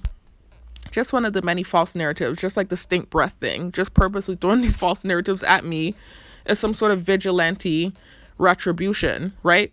For what they say is bearing false witness and me being a bully. But nonetheless, I took it on, man, because they really were throwing, y'all know, if you've been keeping up with my videos, you know that they were really throwing that home record thing at me hardcore, and I was even getting some hard punishment for it too. So I took it on and it traumatized me, similar to how some of these other things I'm sensitized to, have traumatized me. And so I get weary anytime I'm talking to a guy, whether it's a coworker, a random Joe on the street, anything. The moment they mention that they're married or they have a wife, I get very awkward and uncomfortable. Immediately, I want to run for the hills. Like, that's just how it is. I'm so sensitized now. And it was never like that before. I know I'm not a homewrecker, but it's still just them pushing this narrative, and I know I'm being stared at and stuff. Like, I'm so sensitized now. If a man just mentioned he have a wife, I'm ready to run for the hills. Like, I get so freaking awkward about it. But anyways, it wasn't really that was how it happened with this coworker. What happened was this coworker, before I actually got into the jail, he was the officer that conducted the physical, basically. The physical that I had to take. There are several physicals you have to take, right? This is a law enforcement position. So there's a lot. It's similar to the military. There's a lot of physical activity, a lot of physical tests you have to pass. You have to be in shape to work these positions. And so one of the physicals I took last year, this officer conducted it. Very normal. I know they saw how I interacted with him then. I was very normal, nothing inappropriate, nothing awkward. I wasn't acting strange or weird. It was just regular. We went through the test. There was also, that was awkward. There was also a nurse from the jail that is, of the race that I've been sensitized to. And he has my father's name. And you know how they like to sensitize me to my father's name in the targeting. And so they had him there too, and they let him check my vitals and stuff before I took the test. And even with him, I acted normal. Even though I felt awkward and stuff and I'm sensitized, even with him, I acted normal. He was so nice to me. But if anything, that was who I acted awkward with during that physical more than the actual officer that was given the physical. Everything was normal, right? I even had a couple conversations with him when I was still doing security at the gate for the jail. A couple times when he passed through, just telling me, you're going to hear back from them. Just wait, be patient. I was very normal with him. What happened was, during orientation, they were telling me that I was going to be taking PT, basically. So, like, police training, but not the actual academy, like what I'm going to be going to now that I passed the PT test that I took this morning. But it was kind of like a pre-PT, if that makes sense, like this, like practice for the test that I took this morning, basically. All of the officers are assigned to one of the cadets, and they're supposed to be training us and working us out in preparation for the PT test I took this morning, because it's a very physically taxing test, and there are people that don't pass it. It's hard. It's not easy. You really have to be in shape to do that test. And so I know I'm in shape. They know I'm in shape. They all watch me. I work out. Remember, that's what I've been doing actively for the last year and change now at this point. Actively working out because I didn't have much going on during the daytime, right? And I wanted to get back in shape. I wanted to get my health together. Went through some stuff last year. Y'all know if you've been following my videos, right? What I went through. So I was just trying to get my health back, get my body back, etc. So I've been working out actively for the whole year. So I was pretty much ready for the PT test, but I wasn't ready. I wouldn't say I was 100% ready for the cardio aspect of it. I run Sundays for 20 minutes. I run from my neighborhood to the shopping center and back, right? So I do a 20-minute jog every Sunday. I only run once a week. I don't run actively like that. I'm not somebody that consistently runs. I do just enough to make sure that I'm keeping up my endurance, right? And I'm taking care of my cardiovascular health. And also your cardiovascular health is also, it's also improved when you do heavy weightlifting like what I do. So that's also a way that I take care of it. But I'm not an active runner like that. I wasn't 100% ready for that thing. I really wasn't. It was really just the fact that I really wanted it. And so I pushed myself. And that's why I went down there and I made sure to test it out and do it twice before the actual test, because I wasn't even sure that I could pass that last part. I wasn't sure, But anyways, so when I was in the orientation, there was a cadet in St. Thomas, and they were telling us basically that, until we actually get to the jail and start, what I'm doing now, shadowing officers and seeing how the job works, we'll be doing all these tests all day long for orientation and lectures and stuff, getting prepared to go into the jail. When we got towards the end of orientation, it was kind of like we were finishing up with the stuff, and we were finishing early, right? And so sometimes it'd be like nothing to do, left to do. And so that was when PT kind of started, right? And so I noticed my the cadet that was over on the neighboring island, he had started PT with his officer. And so I kept asking about PT. I kept asking about it because I didn't want to sit there for hours. I wouldn't have mind if I wasn't targeted. I would have loved it. I wouldn't mind sitting there and just waiting, and just kind of chilling until it's time to go to the jail. But the thing is, I know I'm being stared at on camera, right? And so when I sit frivolously for hours on end and my thoughts are being projected too, it's time to say that my thoughts weren't being projected. If it were just I was being stared at and I could read my books and my thoughts weren't being projected, still it would be okay. But my thoughts were being projected and being stared at. So I never like to sit still and do nothing for too long. I like to move and do stuff. It helps with the current situation. So when we got towards the end of orientation and, it's like we were wrapping up with the tests and stuff and PT was supposed to be starting, and I noticed my coworker was doing PT over there in St. Thomas, over in the neighboring island, I kept asking them about PT for me because I really wanted to do the PT, just to make the day go by quicker. And also, truly, I wanted to see if I was ready to take that test because I actually, even though I'm in shape, I know that I've always had trouble with running. I played basketball. I played all kinds of sports. And it doesn't matter how in shape I am, I could be in tip-top condition for myself. That's my weak point, cardio. I have a naturally athletic body. It's genetics. It's something from my father's side. So that is a benefit for me. And then I've always worked out and stuff. I like working out and stuff. But cardio, that's a weak point for me and it always has been. It doesn't matter how fit I am. Cardio has always been a weak point for me and I know that. And so that's what I was fearful about with that PT test. And that's also why I wanted to do the practice and the training before the test. So I kept asking about it and they kept telling me, not today. Or, it was just kind of like this, like getting this answer, like, it's not going to happen for me. It felt like, it kind of felt like. And so then when I actually got to the jail, I wasn't thinking anything of it. It wasn't until I got in the jail and then I started asking again about the PT. I remember one of the officers that was giving me the tour of the jail.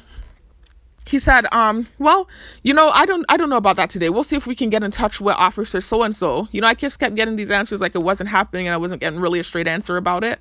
And so I wasn't really sure what was going on. And I think, again, I maybe just got in my own head because of the PTSD of them throwing this narrative about me being a homewrecker. But then when he said that, he said, but here's officer so-and-so's wife. Let's go meet the wife. This is what he said. And the way he said it, I think, again, it was PTSD.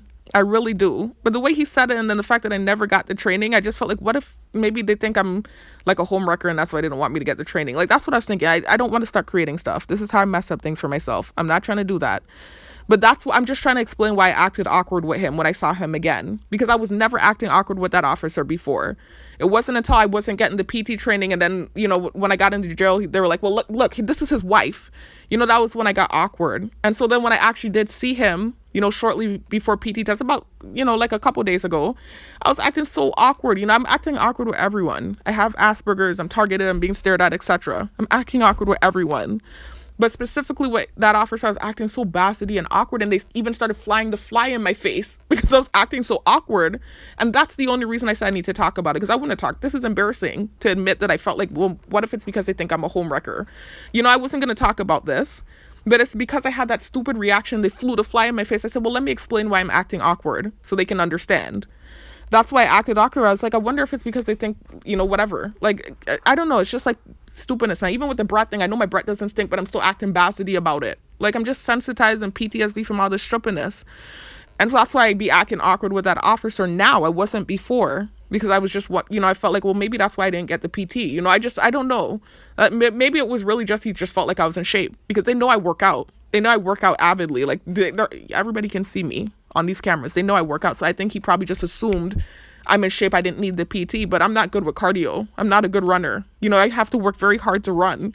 And so I could have used maybe just the practice with the running, if anything, but I took care of it myself. And I did it. I did okay. I actually did well today with the PT. So it's okay, but I just wanted to explain why I was acting awkward with him, because I didn't want something to be created now, or some awkward, environment in the workspace because of my own reaction, right? I was acting awkward. They flew the thing in my face and I said, well, let me explain what created that reaction. Anyway, the next thing, y'all. Okay, that was all I wanted to cover with that. Let me see if there's anything else I wanted to cover before I get to what the point of the video is, y'all.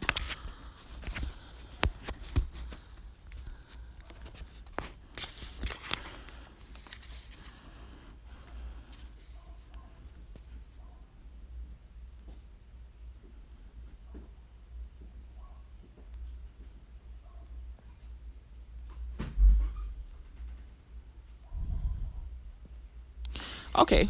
There was a paper I had, I like to write lists, y'all. That's another symptom of Asperger's. There's a paper where I wrote down the things I wanted to address. So I addressed everything. So now I'm going over to the YouTube and I'm going to actually now talk about what this video is about. Okay, so the video's about what happened. The video's about what happened with the night job. So y'all, at this point now, this thing happened about 2 weeks ago. Because again, remember, it's taking me days to finish the video. So as I explained to y'all, I'm definitely not trying to shut on the job or go in on them because they really have been there for me. Okay, last year when nobody would hire me, they hired me and gave me an opportunity. That's real, right? And even when I was complaining about the fact that, the job, I wasn't making enough money, they gave me enough hours so that it was a sustainable check. So that's real, right? But I just want to explain this reaction that I had about 2 weeks ago to something unfair that happened and why it was so extreme, my reaction. It was PTSD because of something that had happened months prior with this same job where I actually almost lost the job because of something that was out of my control that my coworker did. And then I had a supervisor say something happened that didn't happen. And so that was where I just started to kind of have like this PTSD, from what happened months ago. And that's what created this like ballistic reaction that I had because I started getting gaslit about the reaction I had. Let me scroll down and show y'all.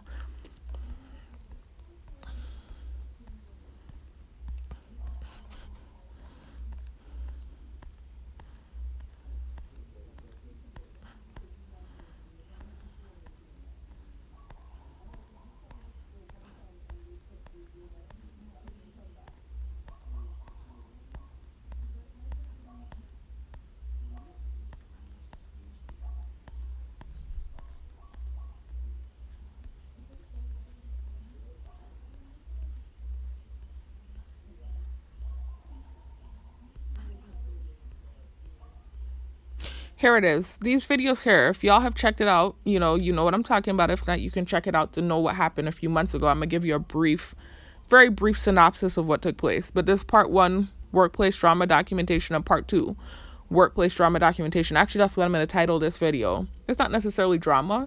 I'm not trying to create stuff, but just in the spirit of continuing on with these 2 videos, since it's kind of a continuation at this point, I'm going to title this part 3, workplace drama documentation.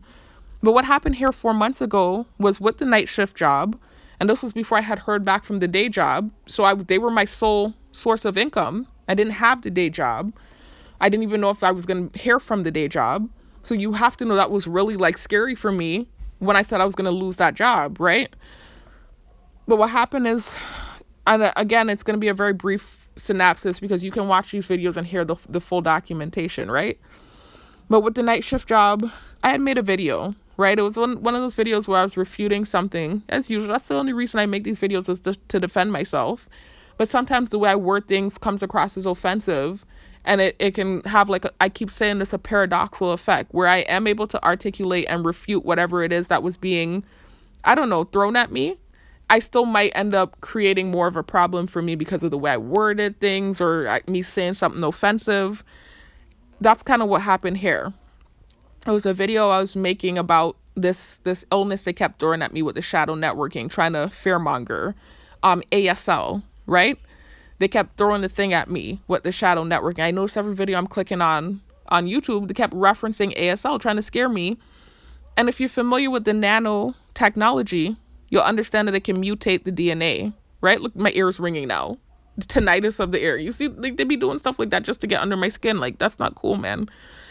But anyway, the nano can really mutate the DNA if they wanted to. And I'm not saying that they would because I actually don't feel like they would do that down here. But it is a capability and they were sending it to me with the technology. But again, another stupid thing I did was talk about the fact that I'm a hypochondriac. So I have a fear of illnesses. I said that in one of my videos. Listen to the Loud Rev campaign now. So purposefully with the shadow networking, oftentimes they'll throw things about illnesses at me. Specifically, another one they like to throw out is HIV, because I talked about the fact that years ago, y'all, almost damn near at this point, a decade ago, it was pretty much a decade ago, I was raped when I was in my early 20s. And when I was, I'm not going to go into the details, y'all. Check out my story for the deets. Not going into the details, but they like to freak me out, right? And even though I proved that couldn't be the case from so long ago, and several reasons why, testing, etc., it's still something they like to throw at me with the technology just to get under my skin because I talked about it in my videos. But another thing they like to do is throw autoimmune diseases at me. And they already know that I've done the research and found out that the nano can mutate DNA and cause whatever in your body. It can heal, it can reverse aging, and it can also mutate the DNA and actually create stuff in the body too if they wanted to. You know, it's like literally the perfect weapon for warfare if they really want to use it that way. But anyways, so they kept in the newsfeed throwing ASL at me back then. And so it was freaking me out. I was like, I need to do a video about this. So I created this demographic video showing the demographics of ASL, right? And I was showing that I think they said 90 something % of the people that catch ASL are Caucasian. But you know me, because I shared the offensive stuff in my videos, I'm sorry, in my car in Florida when I tried to relocate off island when the targeting got real bad, because I shared that offensive Hebrew Israelite propaganda, I'm on eggshells when it comes to the race thing. So someone that hadn't shared the offensive stuff that I shared could have shared those demographics and it not be a big deal. But because it's me sharing those demographics is like, you know, this big thing, right? And so I was explaining why I was feeling nervous about sharing the demographics and, you know, over explaining the fact that I'm just saying it to prove that it would be highly unlikely for someone like me to catch ASL because whatever, right? And I was explaining why it would be a problem for me to share these demographics because of some of the offensive stuff I shared in my car in Florida. And I started talking about some of the offensive stuff that I shared. And I believe that's what caused the tiff and what made whatever happen. But that's just a part of the unfairness of being targeted. You're being stared at 24/7. It's not like a regular person that when you leave work, you can be free and just live, you know, and you might say something that could have cost you your job. You know, there's people that do that all the time. They leave work and they might say something that's like, if someone from your job heard you would lose your job. I can't have that freedom. I don't have those moments. Like I have to be like on eggshells and, you know, it's just really, it's horrible being targeted. It's almost, I want to venture to say worse than being locked up. I feel like just looking at the inmates, even they have more freedom than me. When they go in their cell, the cameras aren't in there, you know, like the cameras don't follow them in their cell. They have privacy, even if it's for just the moments when they're in their cell, you know? So anyway, my back is hurting me, y'all. I'm sorry. I was squatting real heavy on Friday, y'all. Oh, weight update, random update. I squatted 220, y'all. That's not a big deal. You know, y'all know on the Smith, I was up to 270. But I told y'all I was struggling to do it ass to grass. I was only able to do that once. You know, and so I went down in the weight. And I started doing weight I could truly handle on the Smith. And I told you I upped the ante with the reps too. I'm doing 50 squats on the Smith. And then I have the other squat machines I use to equal out to a total of 100 weighted squats when I'm in the gym. But on the Smith, for my last 5 out of the 50, I usually go up to 200. But on, when was it, Thursday? I went to 220. I said, let me go back up and weight because I know I can handle it. I went up to 220 and I hit that ass to grass. So I feel good about myself. But my back is hurting. It's not just from hitting that squat though. It's from the deadlifting and stuff. Like a lot of these heavy squats and deadlifts that I've been doing it without my belt because I ordered a waist trainer. And so it causes that compression in my torso that the belt provides. And so I felt like I didn't need the belt, but the compression and the support isn't the same. And so I realized after like 2-3 weeks of working out with the waist trainer and not the belt, my back's been hurting me. And so I just went back to using the belt again, but my back is hurting. Long story short. Anyway, random update. Back to what I was saying though, y'all. What was I talking about? With the workplace drama thing. So I believe this is what caused them to do, or whatever happened 4 months ago to happen. It was basically this video I was making, basically just trying to, you know, protect myself. I don't even think they would actually do the thing to me, but they were trying to scare me, and they kept sending the ASL thing purposefully, trying to freak me out. So I was just trying to knock it down why I wouldn't get ASL. Like it would be so highly unlikely for me to get it because of the demographics, etc. And then I started trying to explain why it's sensitive for me to even mention the demographics in the first place, and started mentioning some of the things, the offensive stuff I shared in my car in Florida. And I believe that created some, again, as usual, my words were taken out of context and it created this thing, I think, with the job. So anyways, hold on, let me fix myself, y'all. My back is hurting. Sorry. What happened is I'm laying on my stomach, y'all. And, you know, sitting up to make this video and, you know, kind of sitting with my back arched in this kind of way. Like, you know, I can't really explain it to you all. Like, you know how you press your torso halfway up, you know, sometimes. And I was kind of sitting up making the video, and my back just started to hurt real bad because I was doing it for quite a while, making this last clip here. Ooh, and I did that PT test this morning, y'all. It was a lot of stuff. I had to pull a 180-pound dummy, all kind of stuff, y'all. It was intense. Anyways, I passed. I think I told you guys that. Yeah, I passed. Thank the Most High, I passed. So I'm grateful, but it was hard. Anyways, forgot what I was saying though, y'all. I want to hurry up and wrap this video up. Yeah, so that's what happened a few months ago, y'all. I believe that's what caused what took place. Because I noticed literally that night at work, I was making that video, and then the next morning, I had the supervisor send me a message that I need to come into the office. So when I went into the office and met with them, basically they were telling me, and again, I explained it in these videos. I don't really want to rehash the whole thing and waste time and make the video longer than it needs to be. That's why I said check out the videos if you want to hear what happened. But long story short, this coworker that was on shift with me, at that post in particular, at the shopping center, they have 2 guards on post. One does vehicle patrol and one does foot patrol. So foot patrol stays in the main shopping center area, and we're just supposed to do a patrol it used to be every 2 hours, it turned into every hour. Vehicle patrol, they actually are given a set of keys, and their responsibility is to drive beyond the shopping center, over to the movie cinema, and behind the shopping center to the storage area, where they have a pair of keys to open the gate, go in and do patrol inside the storage area, and then eventually lock the gate, right? As a matter of fact, the gate stays locked all night, and they're supposed to keep just going up there and checking. And every time they check, they unlock the gate and lock it back. And then in the morning time when they get off, they're supposed to open the gate for the daytime. So this morning in question, the coworker supposedly didn't, this is what I was told, the coworker supposedly never opened the gate back there, right? So I said, okay, so why am I getting in trouble for this? And I couldn't believe, I had never heard about anything like that in my life, where you get in trouble for something your coworker didn't do, right? Or did do, right? And so they were explaining to me, well, how come you weren't back there watching too? I said, what do you mean? I said, that's not our responsibility. I said, foot patrol doesn't go back there. I said, vehicle patrol does. You guys know that. And so they said, yeah, well, we need to change the policy. Foot patrol needs to now be in the vehicle with vehicle patrol, making sure that everything is being done correctly, and they were telling me basically that there's a supervisor that claims that she came on and that she told me to unlock the gate that morning. So I said, but that doesn't make sense. If that were the directive, I said, I was never given that directive. I said, can you call the supervisor now? And so they called her, and she was, stammering a little bit. And she was saying that she told me to do that. And so I had to ask her. I had to speak with her because I couldn't believe she was saying she told me to do something that she did not tell me to do. So I remember asking to speak to her, and I said, you didn't tell me to do that. I said, if you told me to do that, why didn't I have the keys? And so when I said that, she started stammering, and the manager took the phone from her, at that point in the meeting. But I was trying to explain. Hold on, y'all. Somebody's pulling up outside. Let me wait till the noise passes. Somebody's getting picked up, so let's just wait till the noise stops. Okay, it stopped, y'all. Sorry. My brother's getting picked up by his friend. That's what you guys were hearing. So anyways, after the conversation wasn't going too good, the manager took the phone.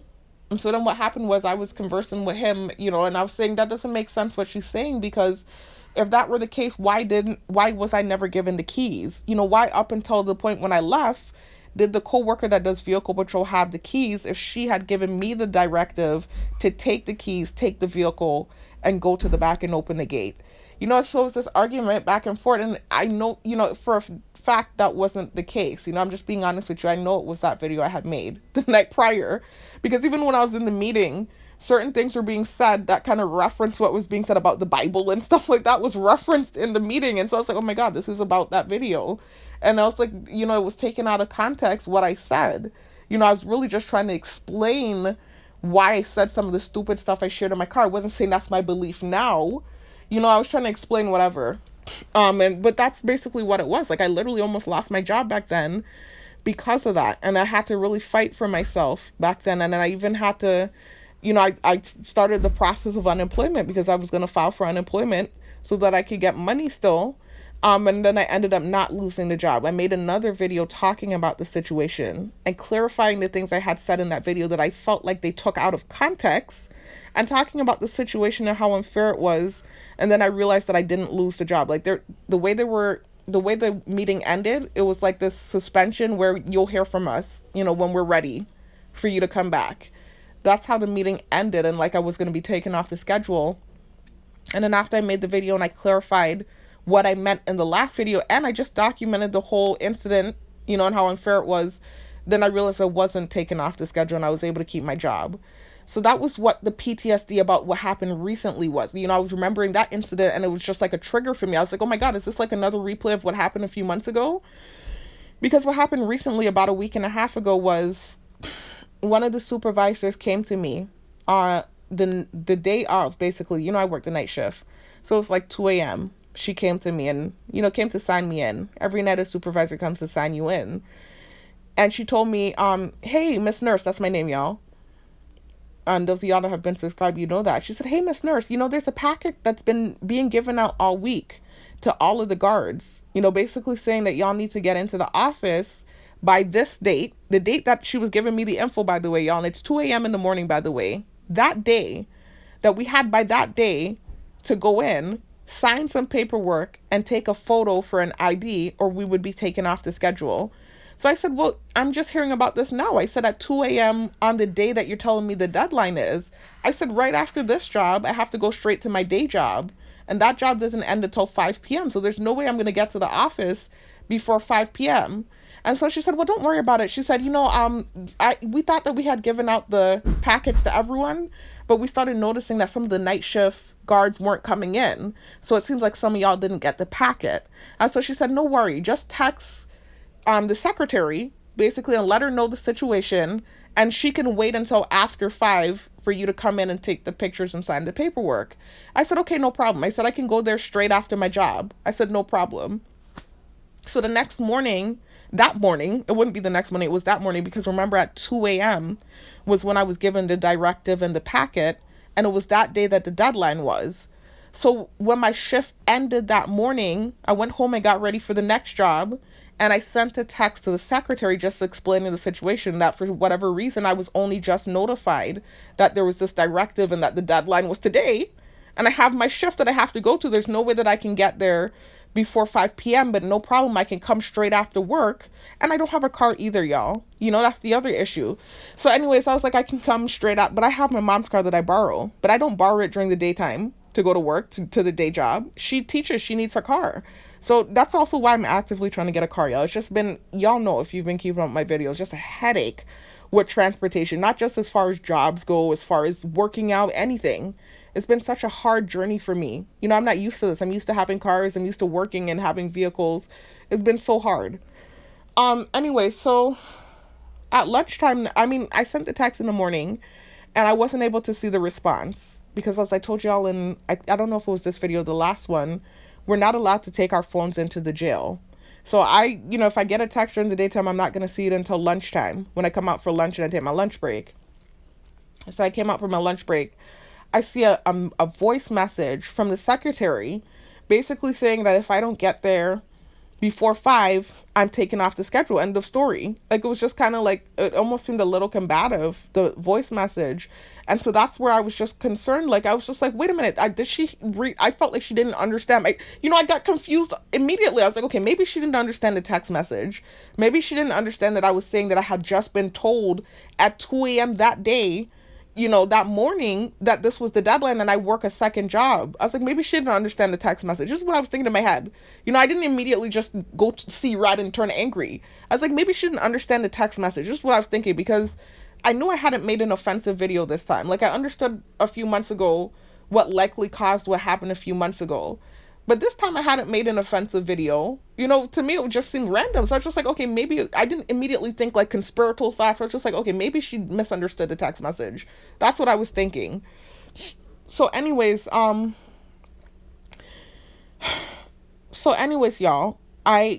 what I did was I called immediately on my lunch break when I heard that voice message. I called her cell phone and she had a supervisor answer. Hold on, y'all. Let me just wait until this person leaves and then I'll finish the video. Hold on.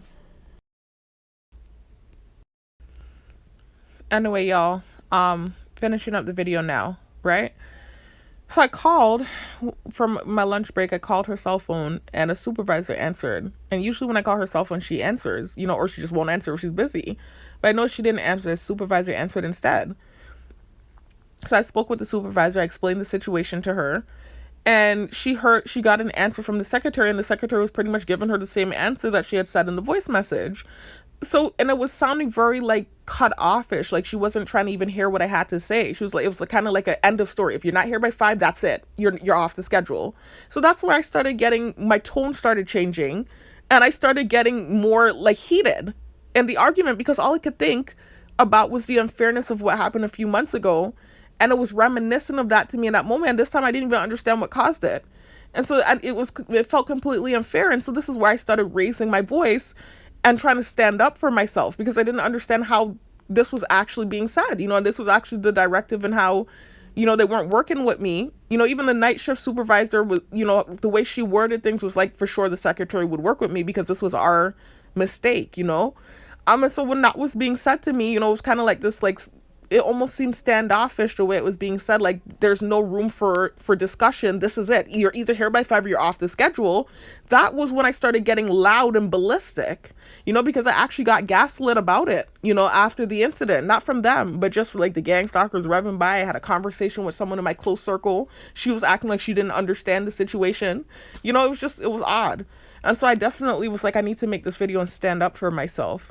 But that was why I got combative, basically, and then they did actually come in on Saturday and allow me to take the pictures, and I was put back on the schedule, but even my I had a conversation with someone else in my close circle at the end of the day too, and he was telling me how the secretary was saying she didn't even want to work with me because I was yelling.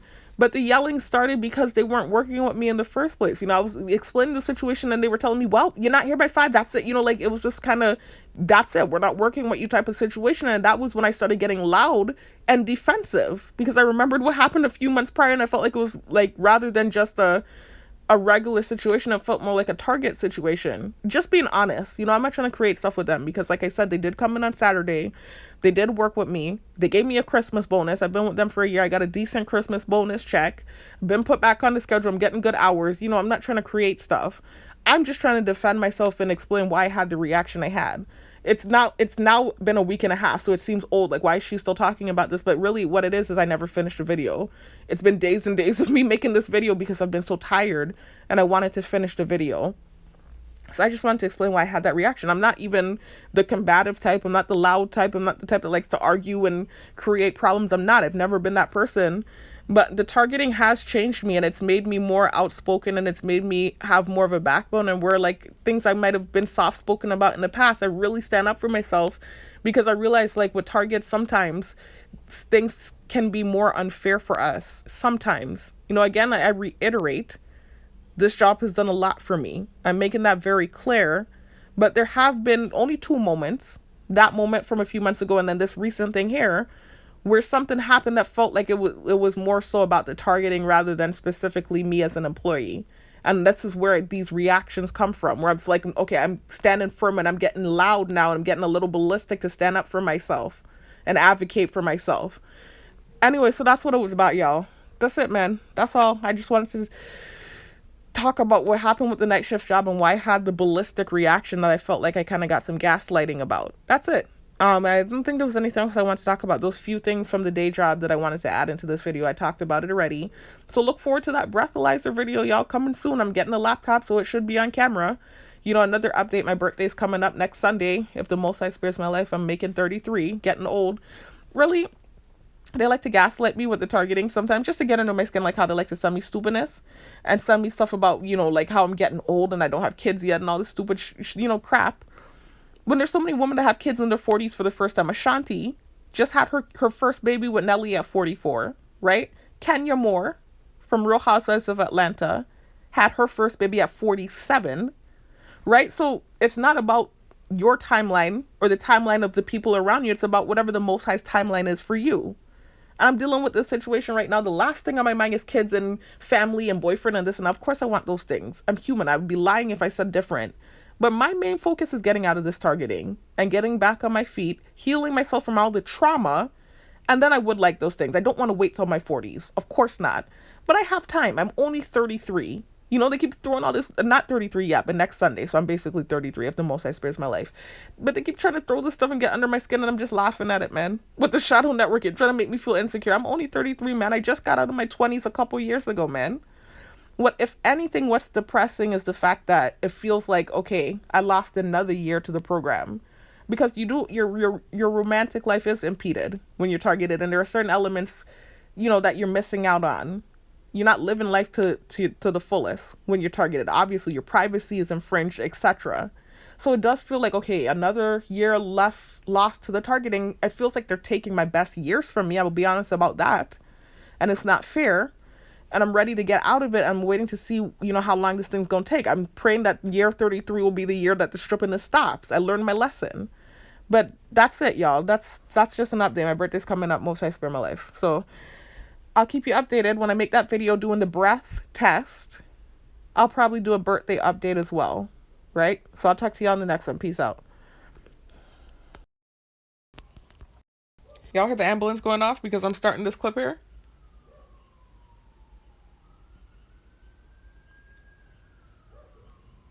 Hopefully the video picks up on that. Anyway, I just wanted to add one more thing in, y'all. Just wanted to talk about these tics that are happening in the prison, that's in the jail, that's so freaking embarrassing because of the false narratives. Y'all already know about the race sensitization. I told you sometimes the word of the stupidest. I'll show you my car in Florida, y'all. I don't want to go into details. Sometimes when I see that race, that word pops into my head. It was happening last year. I was able to successfully stop it from happening. Excuse me. I might need to blow my nose, y'all.